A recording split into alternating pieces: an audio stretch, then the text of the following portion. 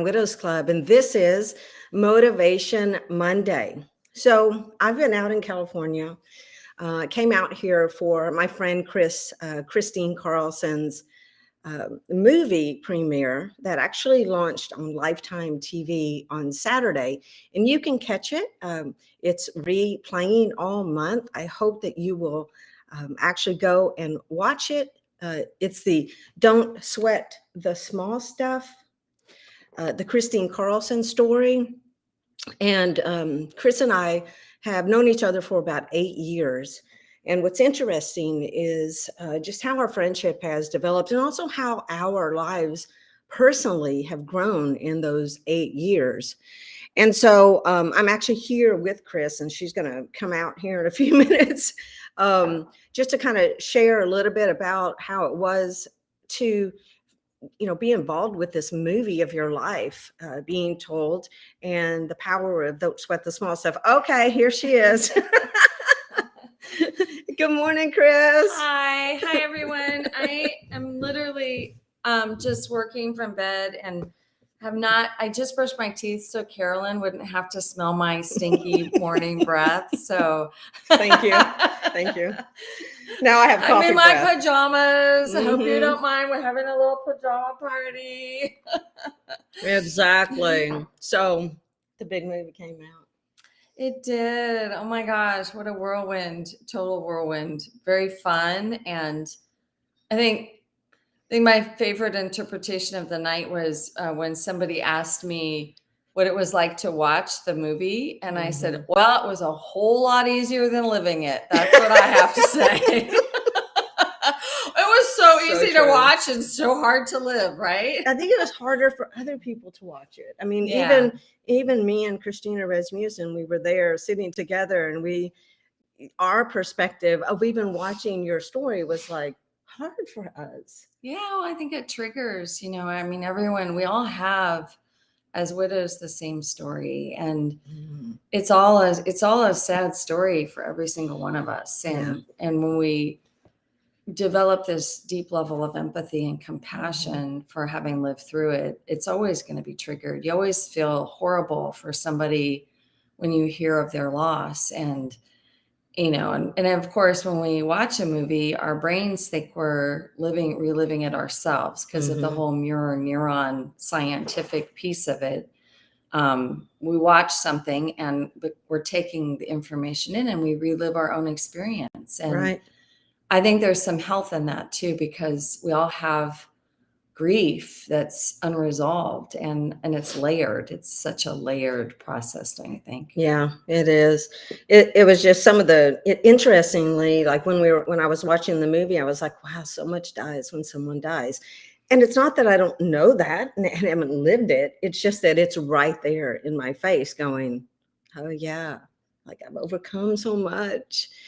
And I think that that's what unites all of us, is that we are all doing that together in our own lives in different ways, on different levels and different pathways. And, that's a lot of, like, the movie is based off of this book, right? The Heartbroken Open book that you wrote. They bought the rights to that story, and which was really powerful because it is it's a memoir, and it was based on the first 2 years of grief that I went through. And the reason I wrote the book was because I felt so horrible for women who didn't have the tools that I had in my tool belt because of this book and this life. That's right, because of Richard, and then you wrote this one for women. Don't Sweat the Small Stuff for Women. Yeah, because of that. Some of you have to know this book.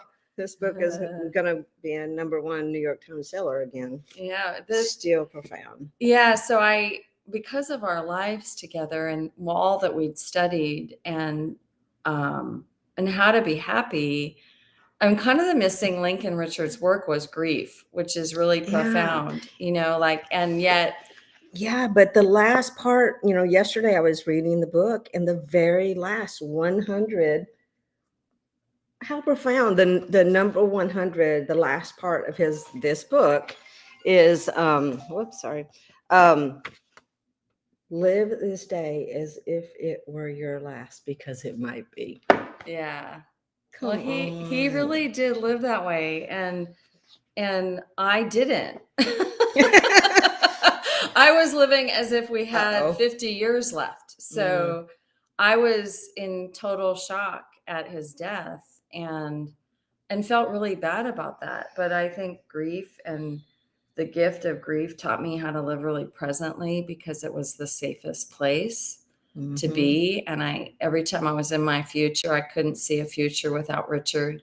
And I'm sure you all can relate to that. You know, the dream that you have for life dies with the person. And so you feel like you've died a death too, but you're still living. It feels like they get out the really easy way and we get stuck with the hard way.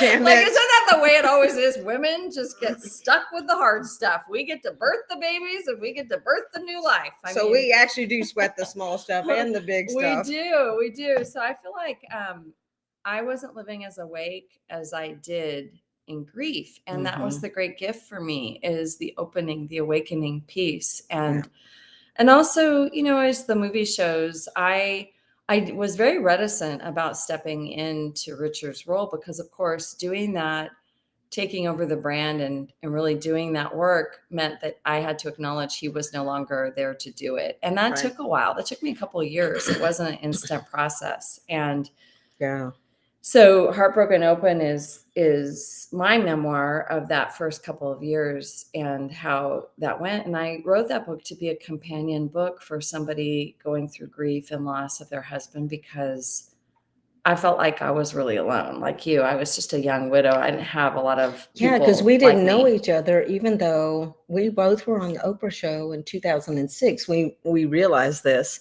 but there was no way for us to know each other. No. And so you're in like these completely separate universes. And then somehow, some way, we all end up finding each other and our whisters, as we call them here. I love that term. That is such a wordsmith term. I just love it so much. Whisters. That's so wonderful. It's like code. And like when we take our photos now, a lot of the ladies will do this for Wister. Oh, like cute.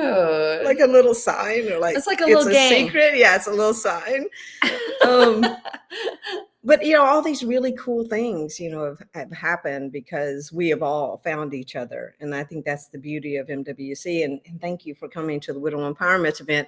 For those of you who didn't get to go to Widow Empowerment event, we filmed Chris and the whole event actually itself. And those videos will be available. That video collection will be available soon.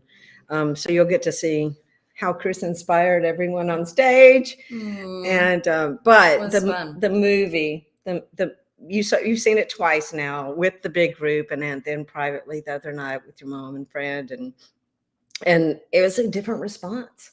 Yeah, first time I was like, oh, this is a terrible movie. I was like, oh, this is an awful movie. It's a Rotten Tomato movie. I can't. I was so mad about a couple things and just really focused on, like, you know, it's different when you're watching your own story unfold. And plus I was on point with my daughters, who were really mad at me the next day that I put them in that position of watching the movie with 100 people around that were all going to ask them all these questions afterwards, because they were completely overwhelmed. What about me? I know. And I felt really bad about that. And I just had to take a real flogging for that, but things calmed down. Yeah. But after I thought about it, it was really, you know, the first time was just so hard. I think for Heather too, who was sitting next to me, it was really hard too, because she had to see herself on the big screen. And actors really don't like to see themselves on the big screen because they're bigger, they're huge, you know, and then they're every pore. They're focused on everything that's wrong.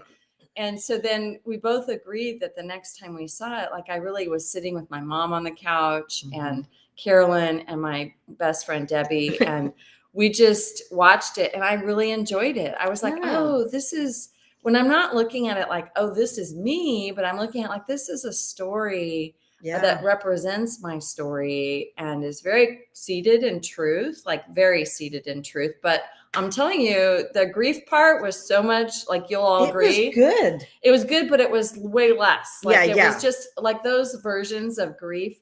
I would have considered my good days in grief. Well, you know why? Because the real world can't handle actually the depth of actually what no one would go to a movie that saw the vomiting from crying, the days on end in bed. The snivel, the gross snivel that's running all down your face. And the profound loss, like you write on your book, a true story of coming alive again after profound loss. Profound loss. That is what all of us have experienced. And finding a bridge to where you who you become. I really feel like obviously we have become who we are today because of the support and really everyone that has walked this journey with us, but also our own self-discovery of this new actualization of who we are. And you just never do it alone. And that's what I love about having these events and having these communities and friendships, Wisterhood, because it's, well, first of all, resilient science and Dr. Stephen Southwick's work showed, the 25 years of research showed, there's two things you have to go outside yourself to get, and that is imitate real role models, because you had role models, I had role models, and then also find a community that really understands you. And get involved, and you have to give and you also have to take. The giving part is, and what I love about you, Chris, is just how giving you were in this movie, really, truly, not only just how much you gave, and they talked about this in the movie, how much you gave in supporting Richard and creating these books, like that continues to live on. And then how you just, we ran into each other in Nashville in a coffee shop while you were filming the movie. And I'm like, come to Widow Empowerment. And you're like, yes. And I love it, just yes. Yeah. Yes, I will be there. I will be there because this is important. And I can. And it was magical. It really was. And then here we are, you know, here to celebrate this life story, which is rare to have a widow's story told in such a heroic sort of manner. And kudos to Lifetime TV. Yeah. I can't say enough about thank you for highlighting women's stories. We want more of that. We want more stories like Kristine's told, because it's important. It's this journey. I mean, this is why at MWC we talk about legendary widows. Because their stories are filled with so much strength and growth and empowerment, and that transfers over to all of us. Yeah, I mean, we all get the gift. It's every time, you know, I always say it's hard to, you can't really take advice from somebody who's behind you in the journey. You can only look ahead and say, I can see where they are, and I can see that I can be where they are, and I want to be like that. And then you can elevate other people as you walk along the path. You can elevate them by holding out your hand and saying, come on, I got you. I got you, Caroline. I got you, Chris. Carolyn. And you know, and then you get stronger as you lead other people along. I mean, the really ironic thing about Don't Sweat the Small Stuff is it's not a grief book, but the two people that were really backing this movie, which were Maura Dunbar, the producer that really was responsible for bringing this movie to the screen. She 21 years ago reached out to Richard because his books, she helped her. She lost 4 family members all in 1 year. And she was so devastated and just so in the dark that when she started reading Don't Sweat the Small Stuff, she said that each chapter gave her a little point of light, and that strung together became a path of light out of the darkness. And they even put that in the movie. They have Richard saying that to Heather in the movie because it was so profound. And even Megan McCain, who was an executive producer for the movie, she came on board because these books helped her out of grief for the death of her father. And so it's very interesting because some people vacillate toward grief books. Other people vacillate toward books that bring you into life and teach you it's okay to move forward. And I always like to say, for those of you who are in, maybe the first 1 to 3 years, 4 years of grief, you don't, one of the misnomers about grieving and also loss is that people are always saying, I have to move on. We're never going to move on from the people we love, but we can move forward and carry them with us. And that's a totally different thing. If you think in terms of they're living through your light, through your life, and that every time you think of them, every time you say their name, every time you bring them into your moments, they get to experience life through you. That is a different ball game, and that takes you out of that I have to move on, because we get stuck. We are never going to move on from the man that we love that we lost. We won't, but we can move forward carrying them with us. And that's what I did from the very beginning. And I knew from the very beginning of my loss was I knew that I had to live for Richard, and I knew I needed to carry on his legacy. But did I know how to do it? No, not initially. Did I want to do it? No. That's why it took 2 years to write the book. And I'm sure you didn't want to do it either. No, I did not. But, we do, I always say something that Richard told me, and that is that the circumstances of life don't make or break you, but they reveal who you are. Right. And like Carolyn, her path was revealed to her, and she had to say yes. And mine was the same way. Mine was revealed to me, but I still had to say yes. And yours, you have your own path, and it will reveal itself to you, and you get to be revealed in the process of your choosing to say yes. Right. A series of yeses. Maybe that's going to be the name of my book. Yeah. A series of yeses. Seriously, because I think that's how we met. A series of yeses, going into Boston and being at the same event, and then showing up in the same coffee shop in Nashville. I mean, it's just, there are no coincidences. When you say yes, it will lead you to someplace mysterious and necessary and audacious. But I think you say yes to the things that are a full yes in your heart. One of the things that Richard and I always said was, if it's not 100% yes, it's a no. If it's not 100% yes, and it's a full body experience when you hear something that's a yes for you, just really knowing that your whole heart says yes. Yeah. And and then if there's doubt and stuff, you don't have to say yes to the things that you have doubt to. You just say yes to what you're yes to, and be a full-on body yes. And sometimes no is just a not yet. Yeah. Sometimes no is just a not yet. That's right. So, well, thank you for running out here in your pajamas and spending some time with you. Yay. I'll see you later for our workout. Okay.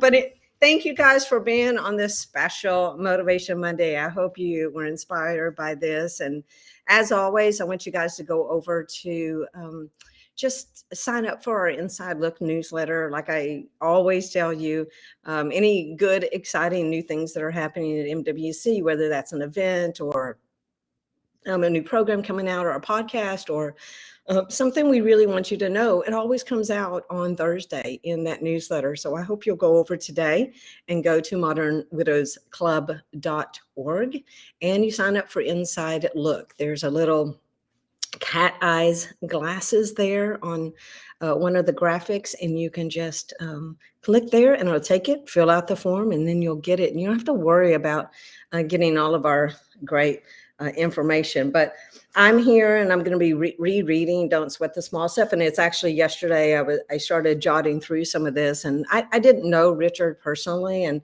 I feel like I'm getting to know him through Chris.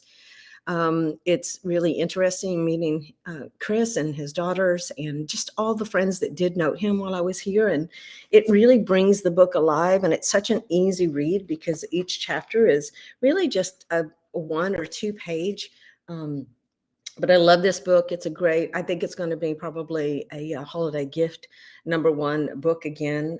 I hope you'll read it. And then, of course, Chris's book, Heartbroken Open, is really her grieving story. So if you're new in grief, this would be a great story for you to read, just to understand the bridge that in the walk that she took in the first couple of years. So I'll put all the information on this longer post, Motivation Monday, this special edition. But you guys have a great week, and I will see you next Monday.